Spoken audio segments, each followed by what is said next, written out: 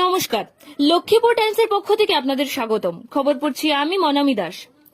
128 বছরের পুরনো লাবক চা বাগান হাসপাতালকে উন্নতকরণ, ব্রহ্মপুত্র ও বরাক উপত্যকার বাগান শ্রমিকদের সমাহারে হাজিরা প্রদান, বিভিন্ন সমস্যা নিয়ে গত মঙ্গলবার লক্ষ্মীপুরের বিধায়ক কৌশিক রায় বিধানসভার শরৎকালীন অধিবেশনে যে বক্তব্য রেখেছেন তার জন্য লক্ষ্মীপুরের প্রতিটি বাগানের জনগণের পক্ষ থেকে বিধায়ককে ধন্যবাদ জানিয়েছেন বরাকভেলী চা জনগোষ্ঠী উন্নয়ন সমিতির কর্মকর্তারা।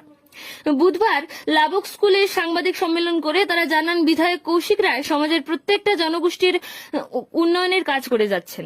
বিশেষ করে তিনি চা জনগোষ্ঠীর শিক্ষা, খেলাধুলা, সংস্কৃতি সহ বিভিন্ন উন্নয়নমূলক কাজ করে আসছেন। চা জনগোষ্ঠীর উন্নয়নের চিন্তা ভাবনা করা নিয়ে বিধায়ক কৌশিক রায়ের মতো নেতা তারা আগে কখনো দেখেননি। তার এই ধরনের কাজের জন্য তাকে ধন্যবাদ জানান। তারা আরও বলেন, বিগত কিছুদিন আগে বরাকভেলী চা জনগোষ্ঠী উন্নয়ন সমিতির নেতৃস্থানীয় কর্মকর্তারা বিধায়ক কৌশিক রায়ের ফুলের